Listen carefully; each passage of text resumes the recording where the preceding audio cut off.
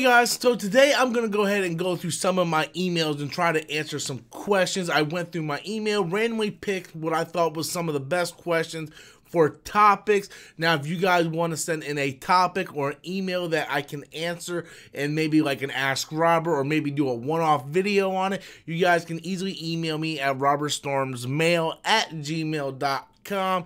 So with that said, let's go ahead and jump into the first question that is brought to you by Donald Wolf, who writes, "Love the YouTube channel. Thank you very much. Watch every day. My question is this. With all the toxic environment surrounding Guardians of the Galaxy 3, could you see Disney telling Marvel to mothball it until the firestorm dies down and use Fantastic Four to pick up the Marvel Cosmic Expansion? Or since Drax was dusted, just leave him dusted if they don't go with James Gunn's script?" Okay, so this is a story that just, like, honestly, I'm kind of done with this story because I've been talking so much about James Gunn, and the way the world works now, if you have a certain belief and other people don't see your belief as the same as their belief, they automatically don't listen to you and hear what you have to say. They automatically dog you, and then you're automatically wrong. So, like, God forbid if someone has a different opinion than someone else, rather than listening to that person's opinion and maybe discussing their opinion and maybe coming to a mutual understanding. Well, you have your opinion, I have my opinion. People automatically just shoot you down. You're an idiot. You don't know what you're doing, blah, blah, blah, blah, blah. So the James Gunn situation for me has been a nightmare. A nightmare. Because it's my job to cover this stuff on my channel, and I get blasted every time. My view counts have went down tremendously because of the James Gunn situation. I lost subscribers because of the James Gunn situation. So for me, in general, it's been a nightmare. And I don't see... I understand where you're coming from, where could they possibly put Guardians of the Galaxy 3 on hold and just start off with Fantastic Four. That's not going to happen. And since the news is broken out, Disney is going to still keep James Gunn's script. It's going to go under a revision, but they're still going to keep his story, his script. Me personally, I would like if they just cancel Guardians of the Galaxy 3. Like just cancel it for the near future. Wait on it. Let's see what happens in the future. Right now, I'm just over it. I don't want to see Guardians of the Galaxy 3. I don't want to see it without James Gunn. To me, it would just feel weird. It can still be a fantastic movie. And this is from a guy who didn't really like Guardians of the Galaxy 2 that much. It's just, you know, but there's no way they're going to be able to put Fantastic Four in the place of that because Fantastic Four is not even established yet. So that's where you kind of run into the problems, is that even if this merger does officially go through by the government, the Fantastic Four is not even introduced yet in this universe. So thank you for sending in the question. Next question comes from Jenna Alexandri. "Hi Rob, I really think DC should invest more interest with other characters like Vixen and Zatanna." I love Zatanna. "And maybe make a movie of them. Your opinion. Thank you." Look, I love Zatanna. I love like, what guy out there doesn't like a hot girl in fishnet? Okay, like, seriously. But no, I love Zatanna. Here's the thing. You know, I agree with you. I would like to see these characters, but the problem is DC's already developing like a bajillion different characters right now, and it doesn't look like any of them are ever going to get like the light of day. Like if you look at DC with the DCEU, like every other week they're announcing, oh, this movie's in development. It's like almost a thing where Warner Brothers and Sony are like in competition to see how dumb of a development process they can do. It's like, oh yeah, well, we got a Craven movie, and then DC's like, oh yeah, we got New Gods, and then Sony comes back and they're like, well, we got Morbius, and they're like, well, we got a Joker movie, and they're like, oh yeah, well, we taking your actor for the Joker, and we're gonna do the Morbius movie. So there's a competition between those two companies, how stupid they're developing their stuff. Now, Zatanna and Vixen, to me, are side characters. I would like to see them play in a side role of a movie somewhere. Now, just, and the rumor was for the longest time that Zatanna was going to be part of this Justice League Dark movie. And, you know, just like almost 90% of Warner Brothers movies that go in development, they fall through. But yeah, I mean, I think it would work, but they have to be introduced in the right way. They just can't come out with their solo movies. There's so many other characters that need movies right now. You have Justice League, right? You have your Justice League characters. And there's some of those characters that don't even have their own movies yet. Like half of the Justice League does not have their own solo movies yet, right? Like Batman, Flash, Cyborg. Yet we're getting 2 movies with Harley Quinn. Joker got 500 movies. So right now over in WB, it's just kind of, it's all over the place. It's crazy. I can talk about them forever. They're stupid. They're stupid. Next question comes from the Wolfman. Do you prefer Batman 1989 or The Dark Knight 2008, and why? Okay, so this is a weird-ass question. I don't know why you said this question. So you're taking the Batman from 89 Batman, Tim Burton's Batman, which is an origin story. It's the first movie in that series. And then you're giving me the choice of the second movie in the modern day series. So right there, that comparison is not even fair.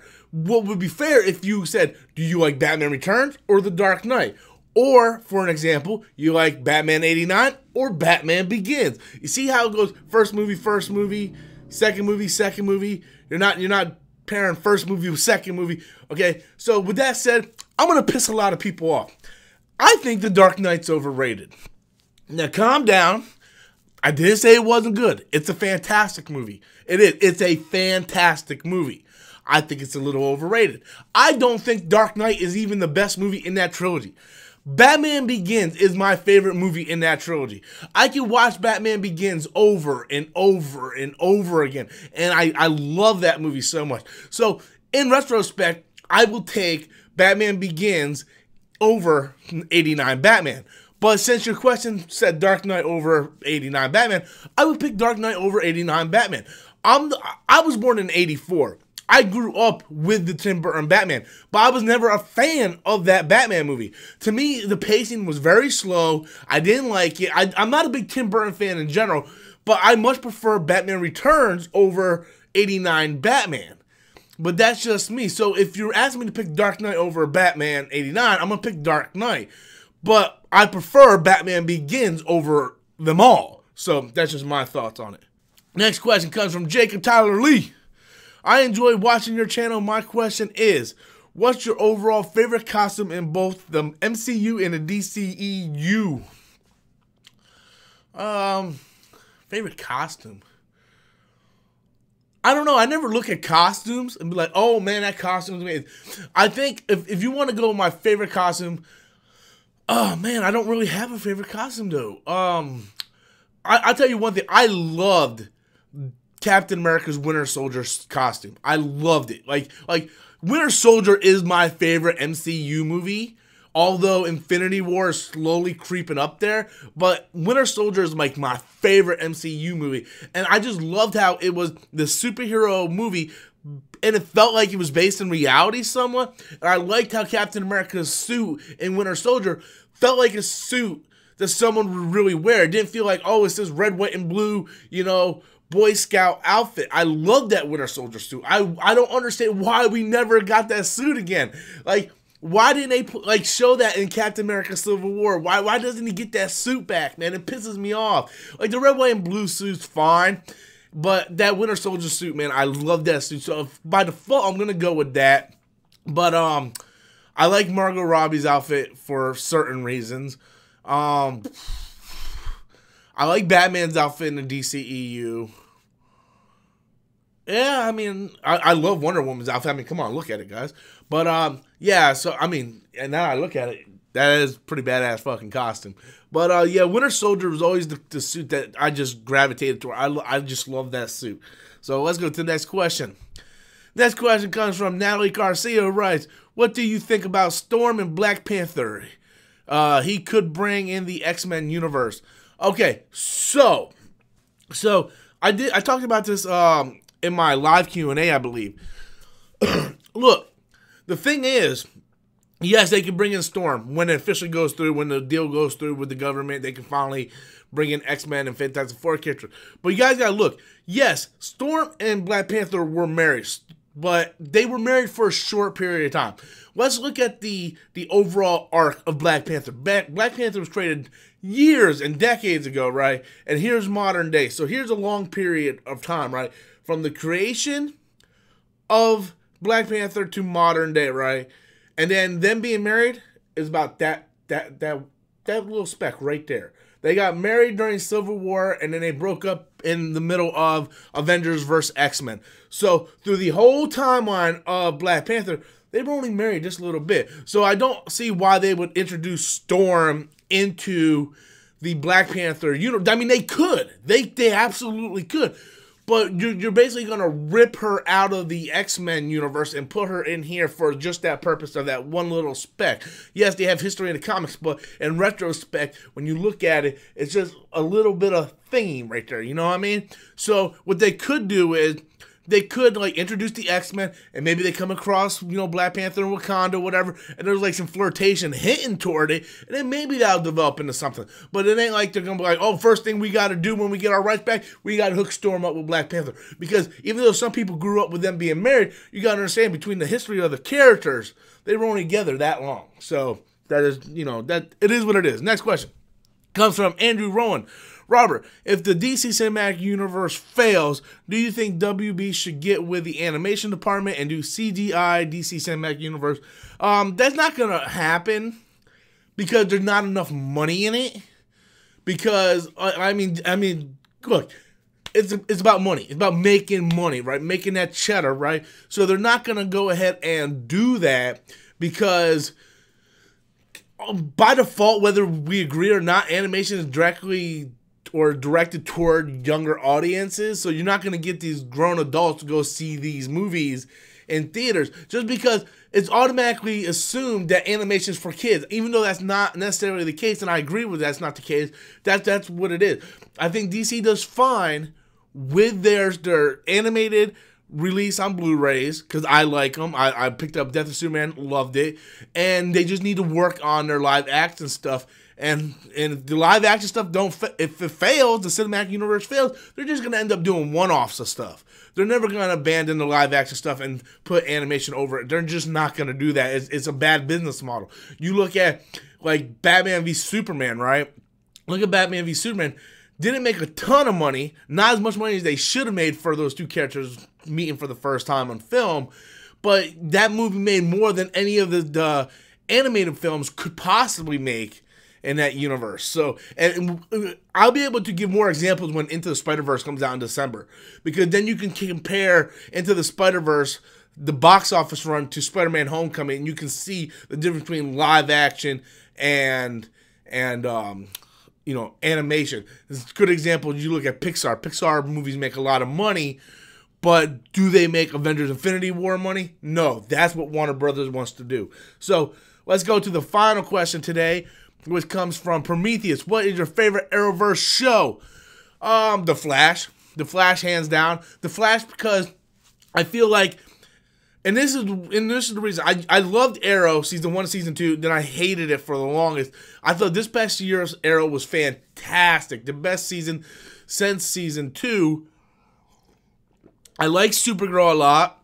I thought this season was fantastic as Supergirl. But there's something about Arrow or Flash, right? The seasons are good. The set pieces, the whole show is very colorful. It's bright. It has like this enjoyable mood to it. It's funny. It's serious.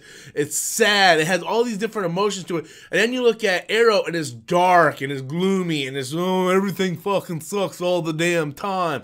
And then you look at Supergirl, and yeah, it's bright, but then it's corny and it's cheesy, and it's like, I'm Supergirl and I stand for women's rights and everybody's stuff.